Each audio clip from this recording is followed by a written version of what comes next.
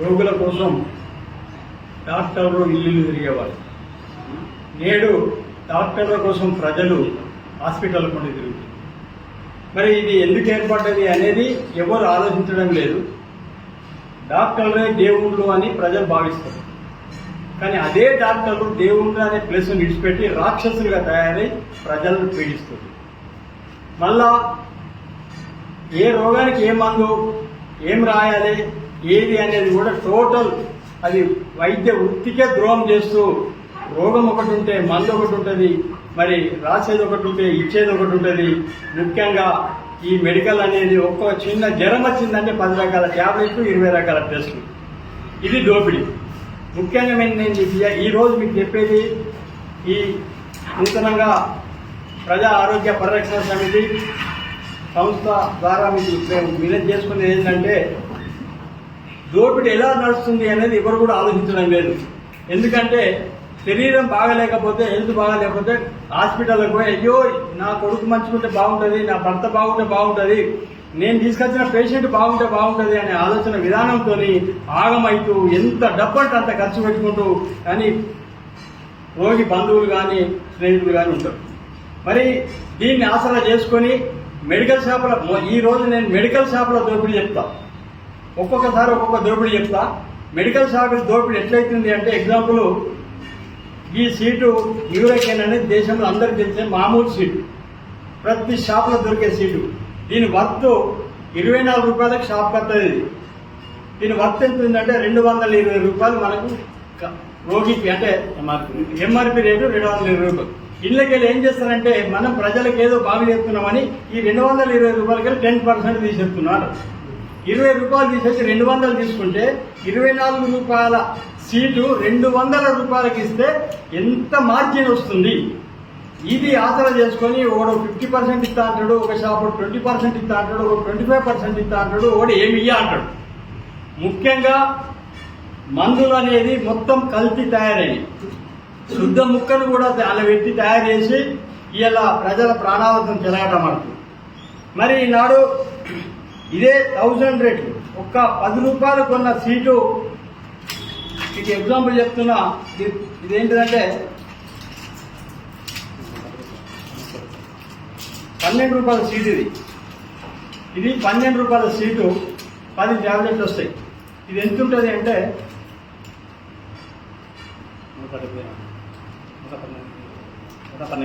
112 రూపాయలు. 12 రూపాయల సీటు 112 రూపాయలకు ఎంఆర్పీ రేటు పెట్టి అమ్ముతారు. దీని మీద ప్రభుత్వము నియంత్రణ లేదు. దేశంలో, రాష్ట్రంలో రైతు పండించే పంటకు, మనం తినే పంటకు నియంత్రణ పెట్టి ప్రభుత్వాలు నియంత్రించి గిదే రేటుకు నువ్వు గిదే కింటలు అమ్మాలి, గిదే టమాటా గింతకు అమ్మాలి, బీరకాయ గింతకు అమ్మాలి, వంకాయ గింతకాయ అమ్మాలి అని ప్రభుత్వం 50% ఉన్న రైతులు, రాష్ట్రంలో 60% ఉన్న రైతుల మీద నియంత్రణ పెట్టింది తప్ప, మరి తిండి కంటే ఎక్కువగా మధ్యతరగతి కుటుంబము నెలకు సుమారుగా తక్కువ 5,000 నుంచి 10,000 రూపాయలు ఈ మందుల ఖర్చులో పెడుతుంది. సంపాదన 25,000 రూపాయలు, 30,000 రూపాయలు ఉంటే 10,000 రూపాయలు ఈ మందులకే ఖర్చులు అవుతున్నాయి. మరి ఇటువంటి పరిస్థితుల్లో ప్రభుత్వం వీటి మీద నియంత్రణ ఎందుకు పెట్టడం లేదు అనేది మేము అడుగుతున్నాం. మరి ముఖ్యంగా ప్రజలు మేము ఆలోచించాల్సింది ఏంటంటే, మనం ఒక మెడికల్ షాప్కి పోతే మెడికల్ షాప్లో బిల్లు అడగదు. ఓ తెలంగాణ మీద రాసి ఎంత అయింది అంటే మనం ఎంత ఉందో చూడము, ఎంత అవుతుందో చూడము, ఏమి ఇస్తురో కూడా చూడము. డాక్టర్ రాస్తే కంపెనీ ఒకటే అని చెప్పి ఇంకోటి ఇస్తాడు. మనకు మంచి తెలివిగలకు చదువుకున్న వాళ్ళు కూడా చెప్తాడు ఏమని, ఇదన్నా ఈ సేమ్ కంపెనీ, ఇదేం కాదే, పేరు చేంజ్ చేసిన 3 రోజులు కట్టారు అతను చెప్తాడు. కానీ అక్కడ మరి ఆ మందు దీన్ని పనిచేస్తుందా చెయ్యదా అని ఎవడు ఆలోచించాడు. మరి ఈసుడి పరిస్థితులలో దీని మీద సిరిసిల్ల నుంచి రాష్ట్ర లెవెల్ వరకు కూడా ఈ ఉద్యమాన్ని ముందుకు తీసుకుపోతామని చెప్తున్నాం. మరి ఇదే పద్ధతిలో మత్తు కెమికల్గా ఒక 20 షాంపులు తీసుకొచ్చినా ఏది కూడా ఇలా 100% 10 రూపాయలకు 100 రూపాయలు, 10 రూపాయలకు 100 రూపాయలు కామన్ జంట మినిమం ఏదైనా సరే ఏ మెడిసిన్ తీసుకున్నా కానీ 10-15 రూపాయలకు వచ్చే సీటు 150, 200, 300 రూపాయల సీట్ అమ్ముతుంది. మరి దీన్ని నియంత్రించాలి. లేకపోతే మనం ప్రజలు మేల్కొని దీన్ని ఏదో రోడ్ల మీదకి వచ్చి కొట్లాడేది కాదు. ఆ టైం వచ్చినప్పుడు కొట్లాడడం కావచ్చు, కానీ ప్రతి మహిళ కావచ్చు, ప్రతి కుటుంబంలో పేషెంట్ హాస్పిటల్కి పోయినప్పుడు కానీ, మెడికల్ షాపులకు పోయినప్పుడు కానీ మేము మీకు మనవి చేసేది ఏంటంటే ఖచ్చితంగా బిల్లు అనేది తీసుకోండి. బిల్లు లేని మాత్రం మందులు తీసుకోకూడదు. ఈ మెడికల్ షాపులు కూడా కాంపిటీషన్ ఉన్నాయి. 10% ఇస్తున్నారు, 20% ఇస్తున్నారు, 60% ఇస్తున్నారు, 40% ఇస్తున్నారు. నాసుడి వ్యక్తి పోతే తెలిసినోడు ఉంటే 12 రూపాయలకి అయితే అన్న ట్రాన్స్పోర్ట్ ఖర్చు ఇంకో 2 రూపాయలకు వేసి కూడా 15 రూపాయలకి ఇస్తారు. ఆ 15 రూపాయలకి ఇచ్చేది నాకు నేను సంతోషపడితే, కానీ దాని ఎంఆర్పి రేటు 150 రూపాయలు ఉంటుంది. నేను ఎందుకు సంతోషపడుతున్నా? 150 రూపాయలు తమ్ముడు నా కోసం 15 రూపాయలకి ఇచ్చినందుకు సంతోషపడుతున్నా. కానీ అది అక్కడికి కూడా ఆ వ్యక్తికి 3 రూపాయల లాభం, ఆ 15 రూపాయల 12 రూపాయల సీటు 15 రూపాయలకి ఇచ్చే. కానీ కామన్ జనానికి ఆ 12 రూపాయల సీటు 150 రూపాయలకు 170 రూపాయలకి ఇస్తుంది. మరి దీని మీద మనం ఆలోచించి ప్రతి షాపులో ఈ మందు కరెక్టేనా, డాక్టర్ రాసింది కరెక్టేనా, వాడు ఇచ్చేది కరెక్టేనా అనేది ఒకటి ఆలోచించాలి. డాక్టర్లు కూడా నాకు ఎవరు వ్యతిరేకం కాదు, ఈ సంస్థకి ఎవరు వ్యతిరేకం కాదు. ఈ డాక్టర్లు కూడా మనవి చేసేది ఏంటంటే దయచేసి నొప్పి ఒకటి ఉంటే మామూలు నొప్పికి 2 టాబ్లెట్తో పోయేదానికి మీరు 10 రకాల మీ అవసరాలకు, మీ ఆర్థిక పరిస్థితికి, లేకుంటే మీ సేఫ్లను బలిపించడానికి, మీ హాస్పిటల్ మెయింటైన్ చేసే బలిపించడానికి ఏంటిదంటే ఆ 8-10 రకాల మందులు రాస్తారు, ఏదైనా ఒకటి కొట్టపోతాని. మరి డాక్టర్లకు తెలివి లేదా? ఏదో ఒక మందులు రాస్తారా? లేకపోతే ఆ రెండింటితో ఇచ్చిపెట్టి బిజినెస్ కోసం 10 రకాలు రాస్తారా? దయచేసి డాక్టర్లు మీరు పెద్ద ఎత్తున చదువుకొని ప్రజలను మోసం చేసడానికి చదివిరా? మీరు డాక్టర్లు నాకు ఎవరు దుష్మని కాదు. దయచేసి ఈ డాక్టర్స్ కూడా ఆలోచించాలి. రోగం ఏంటుందో, దానికి ఎంత అవసరం ఉందో అంత చేయండి. మీరు రాసే మెడిసిన్ కు ఈ రోగం ఉందని ఒక 10 రకాల మెడిసిన్ రాస్తే వానికి కిడ్నీ ఫెయిల్ అవుతుంది, లేకుంటే లివర్ ఫెయిల్ అవుతుంది, లేకుంటే కడుపులో నొప్పి వస్తుంది. దాని అన్నిటికీ ఏం చెప్తారు? ప్యాంటాప్ అనేది మెయిన్ గా మొట్టమొదటి మన సంస్కృతులు వినాయకుడు దేవుళ్ళ మొట్టమొదటి వినాయకుడు చంద్రో పూజ, ఇదే ప్యాంటాప్ అనేది మొట్టమొదటి రాస్తాడు డాక్టర్. ప్యాంటాప్ అనేది 12 రూపాయలకు వచ్చేది 153 రూపాయలకి ఇస్తారు. 15 రూపాయలకు వచ్చేది 300 రూపాయలకి ఇస్తారు. ఆ ప్యాంటాప్ ఎక్కడి నుంచి స్టార్ట్ అవుతుంది. ఇక మళ్ళీ డాక్టర్ దగ్గరికి పోతే ఇప్పుడు మేము ఒక్కొక్కసారి మేము ప్రెస్ పెట్టి ప్రజలకు చెప్పడం జరుగుతుంది. రకరకాల ఉద్యమాన్ని దీన్ని రకరకాల ప్రజల్లోకి తీసుకుపోవడం జరుగుతుంది. మరి మీరు కావాలనుకుంటే ఈ అన్యాయం ఎవరికైనా జరిగినా, ఇది చేసినా మా సంస్థకు ఇంటిమేట్ చేయగలరు. మళ్ళీ హాస్పిటల్లో హైదరాబాద్ కార్పొరేట్ హాస్పిటల్ల కంటే మన సిరిసిల్ల హాస్పిటళ్లలో డబ్బు ఎక్కువ తీసుకుంటారు. అది ఎందుకు తీసుకుంటుర్రు? వీడికి ఉందా లేదా, మరి ఈ రోగానికి అవసరమా?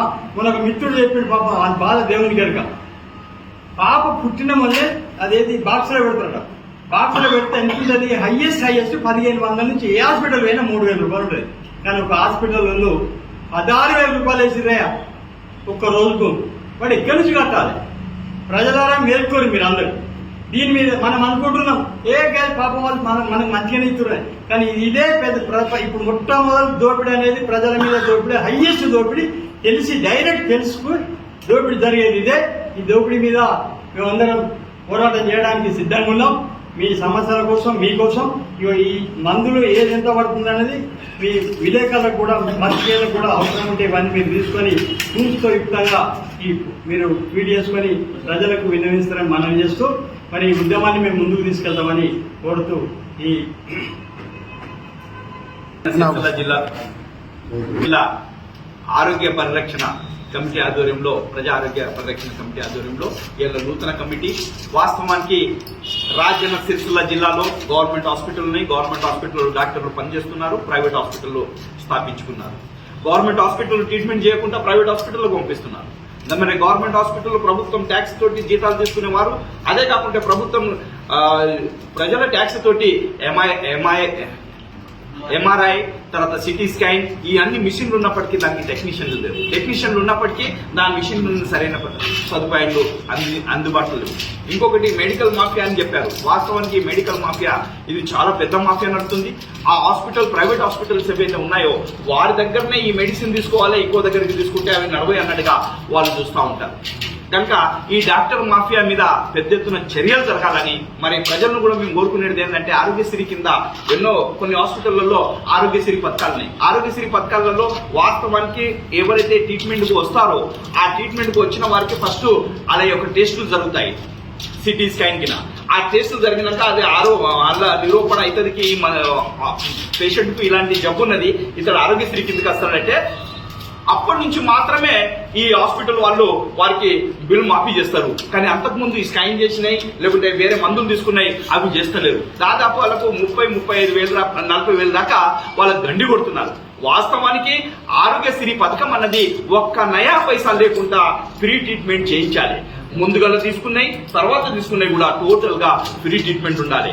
ఇది మేము కరీంనగర్ లో మెడికేవర్ హాస్పిటల్ కావచ్చు, సెన్సైన్ హాస్పిటల్ కావచ్చు, అపోలో రిచ్ కావచ్చు, ఇలాంటి హాస్పిటళ్లలో కొందరు డాక్టర్లు కావాలని పేషెంట్లతోటి ఈ మాదిరిగా టెస్ట్ల పేరు మీద పైసలు దోపిడీ జరిగాయి. ఇంకా మనిషి 40 నిమిషాలలో మా దగ్గరికి వస్తే మేము రక్షిస్తామని అంటారు, వారిని తీసుకుపోతారు వెంటిలేటర్ మీద పెట్టేస్తారు. ఏమన్నా అంటే వారికి టెస్ట్ల పేరు మీద దోపిడికి దోపిడి, ఇది లక్షలు దోస్తున్నారు కనుక దాని మీద నియంత్రణ ఉండాలనే ఇవాళ ప్రజా ఆరోగ్య పరిరక్షణ కమిటీ అన్నది ఇక్కడ ఆవిర్భవించింది. ప్రతి ఒక్కరిని మేము కోరుకుంటున్నాం, మీకేమైనా సమస్యలుంటే ప్రజా ఆరోగ్య కమిటీకి మీరు కలవండి. మీకు గవర్నమెంట్ హాస్పిటల్లో ఏదైతే సదుపాయం కావాలనో అది అక్కడ కానట్టయితే ప్రైవేట్ హాస్పిటల్లో కూడా ఫీజు అన్నది నియంత్రణలో ఉండాలి. ఆ నియంత్రణలో ఉండాలంటే ఏవైతే ప్రైవేట్ హాస్పిటల్ గా అంటే గవర్నమెంట్ హాస్పిటల్ పనిచేసి ప్రైవేట్ లో చేస్తున్నారో వారిని అందరిపైన చర్యలు తీసుకోవాలని మేము ప్రభుత్వాన్ని కూడా కోరుకుంటున్నాం, డిమాండ్ చేస్తున్నాం. నా పేరు మార్వాడి సుదర్శన్, దళిత లిబరేషన్ ఫ్రంట్. ఏదైతే ప్రజా ఆరోగ్య సంరక్షణ కోసం ఏర్పాటు చేసినటువంటి మా ఈ సమితి మరి ఈరోజు ప్రజల ఆరోగ్య రక్షణ కోసం కంకణం కట్టుకొని ఇక్కడ మిత్రులందరం ఒక చోటకి ఏరి మరి వారి కోసం ప్రజల కోసం ఆలోచనలు చేయడం శుభపరిణామం.